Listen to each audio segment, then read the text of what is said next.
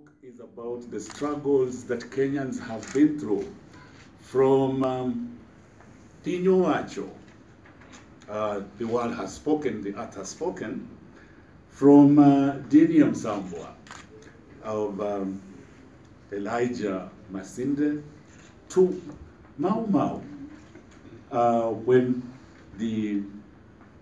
what Githuku calls the staring back, the intense stare back into the eyes of the white man assumes a violent turn through independence. When immediately after independence, we have voices of dissent, and we have this about land defense forces, Mungiki, MRC, and up till now, you just had Githuku himself talk about the theater that is being IEBC right across the strait. We are talking about, or Nick is taking us through the struggles we've had as Kenyan people against colonial subjugation, against our own subjugation of ourselves from Kenyatta, Uhuru Nakazi, to Moi, law and order, to Kibaki, a working nation. We do not know what Kamwana is saying right now, but the fact is we have been struggling all through. Mau Mau, as Nick looks at it, failed in the sense that it sought to reconfigure the colonial order, the order of the state. That did not happen. What does Nick say happened? Nick tells us what happened is that the contrary happened. We strengthened the colonial state. The colonial state was strengthened, and it was strengthened because it wanted to survive and stay on. And it was further strengthened by the fact that when we became independent, we took over the colonial state. Nick says the colonial state was a legal illegality. They came in, took the land, they came in, killed us, they came in, pauperized us, and then said, come on, this is the law, this is the new state. And when we take over, we again legalize Nick's illegality. So from the very beginning, mpaka wa sasa, we are struggling. It is why when you get into the book, you find bado mapambano. It is why when you get into the book, you find Eric Wainaina, inchi ya kitu kidogo. We are struggling from the times of Dini Msambwa, and even before then to now. I like this book for detail.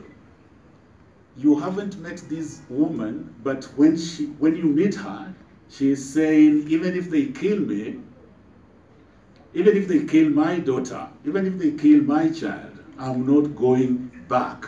She is a Mungike.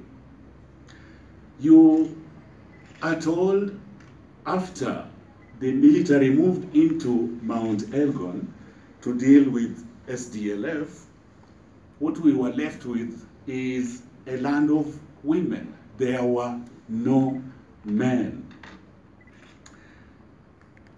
These little details, and of course, you had Nick himself when he was reading. What he was reading is chapter 8. That is his last chapter of the book. And look how he takes quite a bit of time to tell us kwamba on that day, on that very crucial day, at that time when every eye was looking at that flagpole, the flag couldn't unfurl, could go higher. Those little details are plenty in, oh, I didn't put the book here. Those little details are plenty in this book. We are going to have a huge discussion whether indeed Mau Mau failed in terms of the land issue, in terms of the grievances of the people, in terms of reconfiguration of the state, and yet the book tells us, the people who went into the forest, the freedom fighters, as far as they were concerned, they brought Uhuru. It is why we get internal self-government in June of 63, and January of 64, there is a demonstration in Nairobi. Folks want jobs. And we have a demonstration of about 500 people. It is why in Kiambu, a freedom fighter is planted tea, is planted tea. And independence comes and he feels, hey, I've got to show off. My seedlings are good. They are very good. And so he talks to the local administrators. The following day, he doesn't get a note of congratulation from the chief's office. It's a letter telling him, could you please explain his seedlings ulitoa wapi? There is a guy, January 64, he is going to State House because he wants to meet Kenyatta and tell Kenyatta, come on, what happened? Why are you working with guys who are fighting us? It fails, but the people are reckoning we brought Uhuru. So we are going to have intense discussions. Now, again, I reckon Prof. Ngugi wa Thiong'o will be very interested to meet Nick. Why? Oh, there you go. Why was I saying that, or why am I saying that? Nick is saying Mungiki and Mau Mau are fighting the same kind of war.